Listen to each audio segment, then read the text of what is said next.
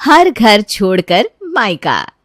मम्मा, school से notice आया है, आपको टीचर ने स्कूल में मिलने के लिए बुलाया है। अरे नालायक, अब क्या झंडा गाड़ कर आया है तू स्कूल में? मम्मी, वो क्या है ना, इस बार फिर से मैथ्स में मेरे 2 नंबर आए, जिस कारण टीचर बहुत गुस्से में थी। कह रही थी कि तुम बातों से समझने वालों में से नहीं हो, कल अपनी मम्मा को लेकर आना। मम्मा, संभाल लोगे ना आप? अरे संभाल क्या लूंगी, बिल्कुल नाक कटा रखी है तूने। पिछले 6 महीने में तीसरी बार बुलाया तेरी मैडम ने। उन्होंने तो पिछली बार ही अल्टीमेटम दे दिया था कि अगर आपके बेटे के पासिंग मार्क्स नहीं आए तो उसको स्कूल से निकाल देंगे। और तू ये बता, तू स्कूल में जाकर करता क्या है? पढ़ाई में मन नहीं लगता क्या तेरा? ये नंबर जाते कहाँ है तेरे? मम्मी, मैं तो पहले ही डरा हुआ हूँ, ऊपर से आप मुझे और डांट रही है। बस इस बार संभाल लो ना, अगली बार पक्का प्रॉमिस अच्छे मार्क्स लेकर आऊंगा। कर भी क्या सकते हैं, स्कूल तो जाना ही पड़ेगा। चलो देखते हैं। मेनका स्कूल पहुंचती है। देखिए, मैं तो पहले भी आपको 2 बार बुलाकर समझा चुकी हूँ, लेकिन कोई भी इम्प्रूवमेंट अंशु में नजर नहीं आ रहा। आप ऐसा करिए, प्रिंसिपल सर से बात कर लीजिए, अब वही डिसीजन लेंगे, मैं कुछ नहीं कर सकती। टीचर की बात सुनकर मेनका थोड़ी घबरा जाती है और प्रिंसिपल के रूम में पहुंच जाती है। सर, एक बात कहूँ आपसे, आपकी शक्ल ना बिल्कुल मेरे उदयपुर वाले चाचा के लड़के से मिलती है। सच्ची, आपके चेहरे में मुझे हूबहू अपना भाई नजर आ रहा है। बिल्कुल वही बाल, वही चेहरा, वही आंखें। सच में मेरा भाई तो इतना दूर रहता है कि साल में मुश्किल से एक बार ही उससे मुलाकात हो पाती होगी। अगर आप बुरा ना माने तो क्या मैं आपको भैया कह सकती हूँ? अरे आपने तो सच में मुझे भी इमोशनल कर दिया। हाँ, क्यों नहीं, आप मुझे भाई कह सकती हैं। अच्छा, एक बात बताओ बहना, तुम यहाँ स्कूल में किसी काम से आई थी क्या? हाँ भैया, वो क्या है ना, मेरा बेटा अंशु थोड़ा शरारती है। बस शरारतों में मन लगा रहता है उसका दिन भर। इसी वजह से ना मैथ्स में पिछले 3 बार से 1 या 2 नंबर लेकर आ रहा है। इसीलिए टीचर जी ने मिलने बुलाया था। कह रही थी कि अब बात उनके हाथ से निकल गई है। ये कहकर उन्होंने आज आपके पास भेज दिया। अरे आप चिंता मत करिए, पढ़ाई के प्रेशर में बच्चों का बचपन थोड़ी ना छीन सकते हैं। कोई बात नहीं, इस बार 2 नंबर आए हैं, अगली बार 20 भी आ जाएंगे। तुम निश्चिंत होकर घर जाओ। मैं टीचर से बोलता हूँ, वो अंशु को एक्स्ट्रा क्लास लेकर पढ़ाएगी, अपने आप इम्प्रूवमेंट आ जाएगा। अरे भैया, आपने तो बिल्कुल अपनी बहन की सारी टेंशन दूर कर दी। देखो भैया, मना मत करना। कभी अगर गांधीनगर की तरफ से गुजरो ना तो मेरे घर आकर 1 कप चाय जरूर पीने आना है। इस बहन को इतनी सेवा का मौका दोगे ना? अरे क्यों नहीं बहन, जरूर जरूर। मैं ही नहीं, किसी दिन सब परिवार आपके साथ यहाँ आऊँगा और फिर विस्तार से बातें होंगी। अरे भाई, भैया बन गया हमारी छोटी बहना का, तो आपसे मिलने तो आना ही पड़ेगा। कहाँ तो अंशु के स्कूल से निकलने की नौबत आ गई थी और कहाँ मेनका ने प्रिंसिपल साहब को अपना भाई बनाकर प्रिंसिपल ने केवल अंशु को स्कूल में पढ़ने की इजाजत नहीं दी, बल्कि टीचर पर ही एक्स्ट्रा क्लास के जरिए उसे पास करने का दबाव भी बना दिया। सो अलग। अब आप सोच रहे होंगे कि मेनका का प्रिंसिपल को इस तरह अपना भाई कह देना कोई इत्तेफाक था। अरे ना जी ना, ये कोई इत्तेफाक नहीं था, बल्कि ये तो हमारी मेनका जी की पुरानी आदत थी। वो जहां भी जाती किसी को अपना मामा, किसी को चाचा, किसी को फूफा, किसी को भाई बना लेती। और उसकी इस आदत के कारण उसकी सास विशाखा उससे बहुत परेशान थी। सुबह के 7 बजे, लो घर में एक भी सब्जी नहीं है। हाथ है बहू तुमसे, ना तो तुम समय से किसी को बताती हो, ना ही बाजार जाकर खुद लेकर आती हो। अब 9 बजे तक दिनेश को ऑफिस के लिए निकलना होता है। इतनी सुबह सुबह कहाँ सब्जी मिलेगी? और घर के 36 काम छोड़कर कौन बाजार जाकर सब्जियों के लिए धक्के खाएगा? अरे मम्मी जी, आप चिंता क्यों करती हैं? मैं हूं ना, मैं सब मैनेज कर लूंगी। आपको कुछ करने की जरूरत नहीं है, आप बस आराम से बैठो। अच्छा, क्या मैनेज कर लेगी तू? घर में एक सब्जी नहीं है, ना टमाटर, ना आलू, ना प्याज। अब क्या बनाएगी लंच के लिए? हवा के पराठे? विशाखा अभी अपनी बहू को डांट ही रही थी कि इतने में दरवाजे की डोरबेल बजती है। विशाखा जाकर दरवाजा खोलती है तो देखती है कि सामने सब्जी वाला खड़ा हुआ अपनी बत्ती सी दिखा रहा है। अरे हरिया, तू यहाँ? राम राम माँ जी, मेनका दीदी है क्या घर पर? हाँ, मेनका तो घर पर ही है, लेकिन तू इतनी सुबह सुबह यहाँ क्या कर रहा है? अरे कुछ नहीं माँ जी, वो मेनका दीदी ने सब्जी मंगवाई थी तो बस वही देने चला आया था। अब बुला तो दो जरा एक बार दीदी को। लो, अब सब्जी वाला भी इसका भैया हो गया। पता नहीं क्या घुट्टी चटाती है सबको, सब इसके रिश्तेदार बनने को तैयार हो जाते हैं। आज तक किसी एक भी इंसान ने हमें अपना जबरदस्ती का रिश्तेदार नहीं बनाया। और एक ये देवी जी है, जहाँ जाती है वही मायके का झंडा फहरा आती है। अरे हरिया भैया ले आए सब्जी। सच में सुबह सुबह अपनी दुकान छोड़कर यहाँ तक सब्जी लाने के लिए आपने कितनी जहमत उठाई। मेरा सगा भाई भी होता ना तो वो भी ना कर पाता इतना तो। सच्ची में आप मेरे मुंह बोले भाई नहीं है, बल्कि सच्ची के भाई है मेरे। हाँ अरे दीदी, आपको बहन कह दिया तो भाई का फर्ज तो निभाना पड़ेगा ना। दीदी आप बिल्कुल चिंता मत करिए, कभी भी किसी चीज़ की ज़रूरत हो तो बस मुझे एक कॉल कर दीजिएगा, मैं घर पर ही दे जाऊंगा। ठीक है दीदी, अभी चलता हूँ मैं, नमस्ते। सब्जियां मेनका के हाथ में थमाकर हरिया चला गया। तेरा सही है बहू, सबसे रिश्तेदारी जमा लेती है तू और अपना उल्लू सीधा कर लेती है, वरना इस मुंह फटरिया से कोई सब्जी में 1 रुपया कम नहीं करा सकता। और तूने ऐसी जादू की छड़ी घुमाई कि तुझे घर सब्जी देने आ गया और पैसे तक नहीं मांगे। अरे माँ जी, आप मुझे गलत समझ रही हो, ऐसा बिल्कुल भी नहीं है। मैं तो बस थोड़ी देर प्यार से बात करती हूँ, सब अपने आप ही मुझसे रिश्तेदारी बना लेते हैं तो इसमें मैं क्या करूँ। मैं कोई जादू वादू की छड़ी नहीं घुमाती, वरना अपना मतलब निकालने के लिए किसी के साथ मैं रिश्तेदारी बनाऊं। ना ना ना ना, ऐसा मेरा नेचर नहीं है। हाँ हाँ, तेरा नेचर तो मैं बहुत अच्छी तरह जानती हूँ। मुझे पहाड़ा मत पड़ा, जा जाकर अपना काम कर। कुछ दिन बाद, विशाखा बहन जी, आपके घर कौन सी काम वाली काम के लिए आती है? हम तो भाई बड़े परेशान हो गए हैं इन काम वालियों से। क्या हुआ बहन जी, कुछ बात हुई है क्या? अरे क्या बताएं, कोई एक हो तो बताए। हर 2 महीने पर काम वाली बदलनी पड़ती है, सबके एक जैसे ही तेवर हैं, सीधे मुंह तो जैसे इन लोगों को बात करना आता ही नहीं, जरा सी बात करो उल्टा जवाब देती है। अरे वो बबली है ना, उसे रखा हुआ था 3 महीने से काम पर। कल मेरी बहू ने उससे कहा कि आते हुए कुछ सामान लेते आना, बस इतना सुनते ही लगी उल्टा सीधा बोलने, और हमारी बहू को गुस्सा आ गया और उसने उसे काम से निकाल दिया। अरे क्या बात कर रही है बहन जी, बबली काम करती है आपके यहाँ? हमारे यहाँ भी तो बबली आती है, लेकिन हमारे यहाँ तो कभी तेवर नहीं दिखाती, बल्कि 10 काम फालतू के करके जाती है। अरे हम तो कई बार मना कर देते हैं कि छोड़ दे, कर लेंगे, लेकिन वो तो हाथ से छीन करके काम करके जाती है।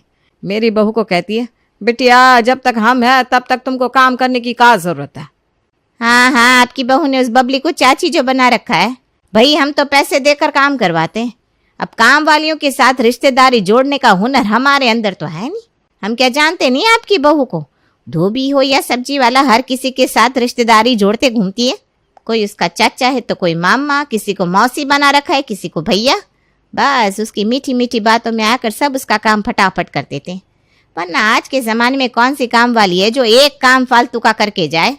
पड़ोसन की बात सुनकर विशाखा को बहुत बुरा लगता है। वो अपना समूह लेकर घर के अंदर जाती है।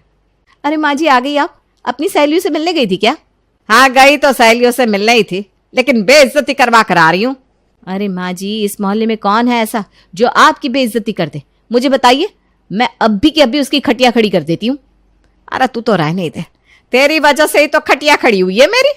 अरे मैं पूछती हूँ, जरूरत क्या है हर आते जाते हुए को अपना रिश्तेदार बनाने की? हाँ, ऐसा लगता है जैसे कि सब तेरे मायके से हो।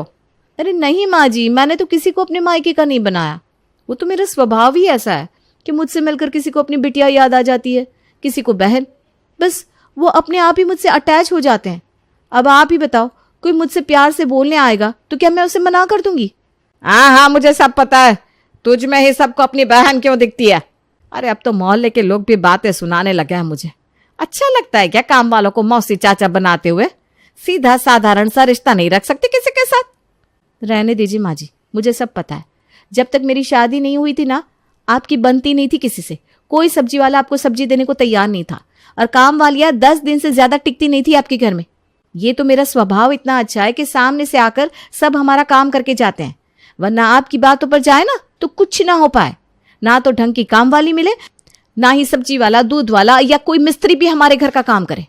लगता है इस मेनका को सबक सिखाना ही पड़ेगा, बातों से मानने वाली नहीं है, उसको तो ठीक करना ही पड़ेगा। 1 सप्ताह के बाद मेनका के बेटे के जन्मदिन की पार्टी थी, जिसमें उसने अपने मायके वालों को और आसपास के तमाम रिश्तेदारों को बुलाया हुआ था। घर में 50-60 लोगों के खाने का इंतजाम था।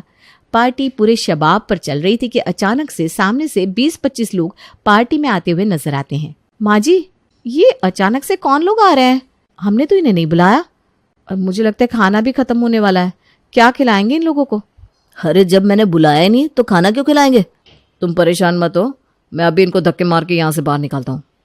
अरे ऐसे कैसे धक्के मार के उन्हें बाहर निकाल देगा? तू ही देख, उनके हाथ में बर्थडे का कार्ड भी है। घर आए मेहमान को ऐसे घर से बाहर निकाला नहीं जाता। अरे कार्ड तो उनके हाथ में मुझे भी दिखाई दे रहा है, लेकिन मुझे समझ में नहीं आ रहा ये लोग है कौन और अचानक से ये कहाँ से आ गए। चल चल के इन्हीं से पूछ लेते हैं। नमस्ते बहन जी, माफ कीजिए हमने आपको पहचाना नहीं। अरे वो आपने कभी हम लोगों को देखा नहीं ना, इसलिए पहचान नहीं रही। मैं अभी अपना परिचय करवाती हूँ। ये है हरिया, यही नुक्कड़ पर भाजी तरकारी की दुकान है जिसकी, उसकी माता जी है हम, और ये उसकी पत्नी और ये 3 बच्चे। हरिया कौन?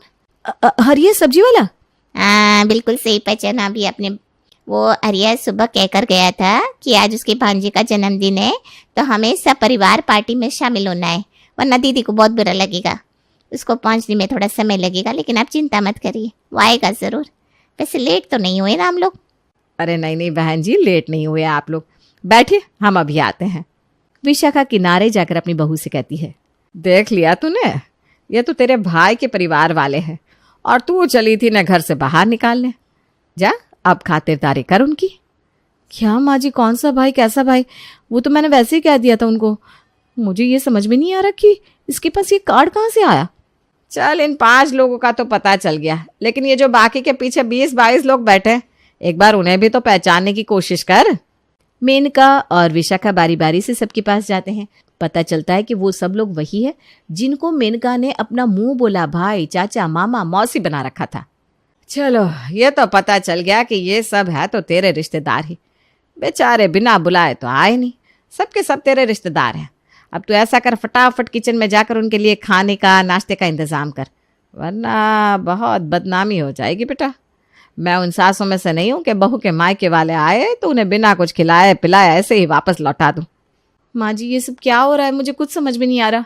अरे ऐसे सड़क चलते मामा मामी सबको बुला बुला कर खिलाऊंगी तब तो हो चुका मेरा, और ये लोग तो आते ही जा रहे हैं, कितना खाना बना पाऊंगी मैं। बहू रानी, ये बात तो तुम्हें रिश्तेदारी जोड़ने से पहले सोचनी चाहिए थी। और एक बात बताऊं, ये लोग बिना बुलाए नहीं आए, मैंने बुलाया ही नहीं। मैंने ही इन्हें कार्ड दिया था ताकि तेरा कोई रिश्तेदार छूट ना जाए।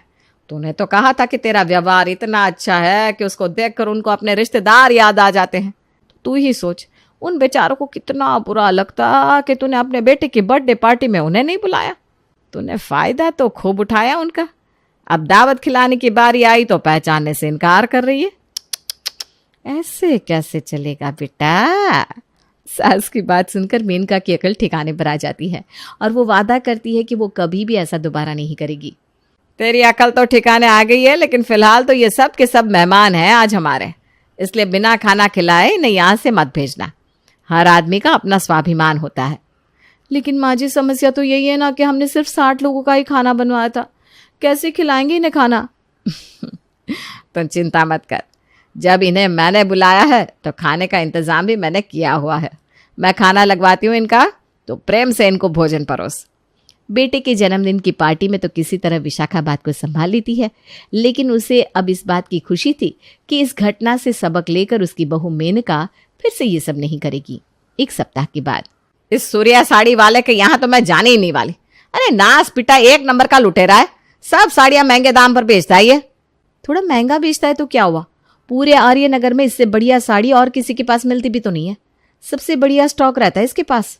और बहू मेनका उस साड़ी की दुकान में चली जाती है।